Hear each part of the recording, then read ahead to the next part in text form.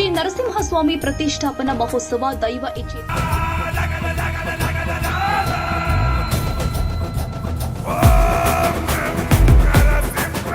31-1-2026 ಶನಿವಾರ 1-2-2026 ಭಾನುವಾರ ಜರುಗಿದೆ.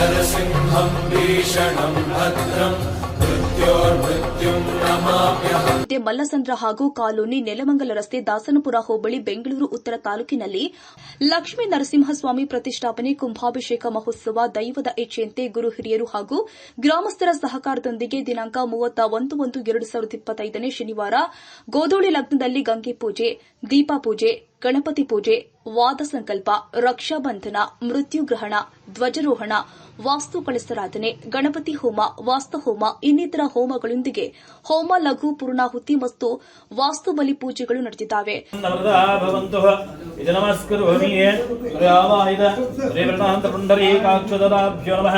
वां पुण्यः भवन्तः भ्रुवन्तः पुण्यः मस्तुः स्वस्तिर्भवन्तः भ्रुवन्तः पुण्यः स्वस्तिः वां वृद्धिर्भवन्तः भ्रुवन्तः पुण्यः कर्मरुध्यता तान् दर्भान् गृहीत्वा कलुसरसरसरावेद त्रिवर्णान्तरपुण्डरीकाक्षं स्वाभ्यन्तो शुचिः.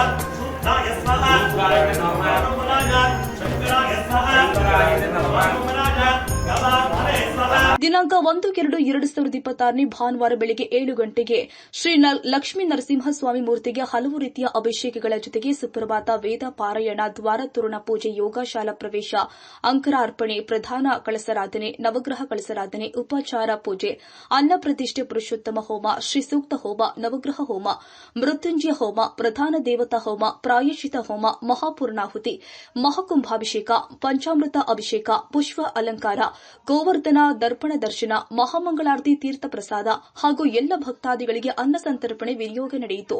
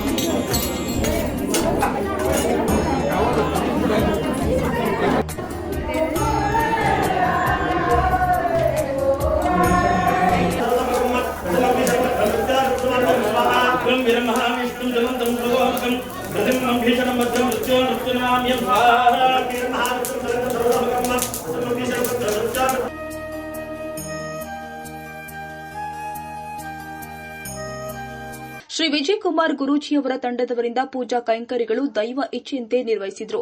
ಕಾರ್ಯಕ್ರಮದಲ್ಲಿ ಜನಪ್ರಿಯ ಶಾಸಕರು ಯಲಹಂಕ ವಿಧಾನಸಭಾ ಕ್ಷೇತ್ರದ ಬಿಜೆಪಿ ಮುಖಂಡರು ಆದ ಶ್ರೀ ಅಲೋಕ್ ವಿಶ್ವನಾಥ್ ಈ ಪ್ರತಿಷ್ಠಾಪನಾ ಕಾರ್ಯಕ್ರಮದಲ್ಲಿ ಭಾಗವಹಿಸಿದರು ಹಾಗೂ ದಂಪತಿಗಳು ಆದ ಪ್ರೇಮಕುಮಾರಿ ಮತ್ತು ಹರೀಶ್, ಗ್ರಾಮ ಪಂಚಾಯಿತಿ ಮಾಜಿ ಉಪಾಧ್ಯಕ್ಷರು ಎಂಎನ್ ಶಶಿಕುಮಾರ್, ಪ್ರೇಮ್ ಕುಮಾರ್, ಸಮಾಜ ಸೇವಕರು ರಾಜಣ್ಣ, ಟಿಎಚ್ ರವಿಕುಮಾರ್, ಎಂಡಿ ಕುಮಾರ್, ಶಾಂತಮ್ಮ, ನಂದನ್, ನರಸಿಂಹ ಪ್ರಸಾದ್, ಸಕಲ ಭಕ್ತಾದಿಗಳು, ಮಲ್ಲಸಂದ್ರ ಹಾಗೂ ಕಾಲೋನಿ ಹಾಗೂ ಅಕ್ಕಪಕ್ಕದ ಗ್ರಾಮಸ್ಥರುಗಳು ಈ ಶ್ರೀ ಲಕ್ಷ್ಮೀ ನರಸಿಂಹಸ್ವಾಮಿ ಪ್ರತಿಷ್ಠಾಪನಾ ಹಾಗೂ ಕುಂಭಾಭಿಷೇಕ ಮಹೋತ್ಸವದಲ್ಲಿ ಭಾಗಿಯಾಗಿದ್ದರು. ಮಲ್ಸಾರದಲ್ಲಿ ನಮಗೆ ವೀರಭದ್ರ ಸ್ವಾಮಿ ದೇವಸ್ಥಾನ ಇತ್ತು. ಮೊದಲು ನಮಗೆ ನರಸಿಂಹಸ್ವಾಮಿ ದೇವಸ್ಥಾನ ಬೇಕಾಗಿತ್ತು. ಇಲ್ಲಿ 4-5 ವರ್ಷದ ಮುಂಚೆ ನಮ್ಮ ಹರೀಶ್ ಅವರು ಮತ್ತು ಪ್ರೇಮ್ ಕುಮಾರಿ ಅವರು ಇಲ್ಲಿ ಎಲೆಕ್ಷನ್ ಕಂಟೆಸ್ಟ್ ಮಾಡಿದ್ರು. ನಾವು ಅವ್ರು ಬಂದಾಗ ಇಲ್ಲಿ ಕೇಳ್ಕೊಂಡ್ವಿ, ನಾವು ನಮ್ಮೊಂದು ದೇವಸ್ಥಾನ ಮಾಡಿಕೊಡಿ, ಇಲ್ಲೆಲ್ಲ ನಮಗೆ ದೇವಸ್ಥಾನ ಇಲ್ಲ, ವೀರಭದ್ರ ಸ್ವಾಮಿ ದೇವಸ್ಥಾನ ಇದೆ, ನಮ್ಗೆ ನರಸಿಂಹಸ್ವಾಮಿ ದೇವಸ್ಥಾನ ಬೇಕು ಅಂತ ಕೇಳ್ಕೊಂಡ್ವಿ. ಆ ಟೈಮಲ್ಲಿ ಅವರು ಮತ್ತು ನಮ್ಮ ಶಿವಕುಮಾರ್ ಅಣ್ಣ ಮತ್ತು ಅವ್ರ ತಮ್ಮ ಮೋಹನ್ ಅಣ್ಣ, ಹರೀಶ್ ಅಣ್ಣವರು ಇವರೆಲ್ಲ ಸೇರಿಸಿ ಇವರೆಲ್ಲ ಒಂದು ಮೀಟಿಂಗ್ ಮಾಡಿ ನಮ್ಮನ್ನೆಲ್ಲ ಕರೆದು ದೇವಸ್ಥಾನ ಮಾಡೋದಕ್ಕೆ ಒಂದೇ ದೊಡ್ಡ ಮನಸ್ಸಿಂದ ಒಪ್ಕೊಂಡು ನಮಗೆ ದೇವಸ್ಥಾನ ಮಾಡಿಕೊಟ್ಟಿದ್ದಾರೆ. ಇವರು ಎಲೆಕ್ಷನಲ್ಲಿ ಗೆದ್ದ ಮೇಲೆ ನಮ್ಮೂರಲ್ಲಿ ತುಂಬ ಅಭಿವೃದ್ಧಿನೇ ಮಾಡಿದ್ದಾರೆ.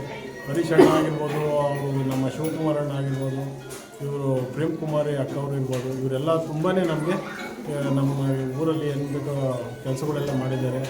ಒಂದು ರೋಡ್ ಇರ್ಬೋದು, ಟ್ರೈನ್ ಇರ್ಬೋದು, ಎಲ್ಲ ಕೆಲಸನೂ ತುಂಬ ಚೆನ್ನಾಗಿ ಮಾಡಿಕೊಟ್ಟಿದ್ದಾರೆ.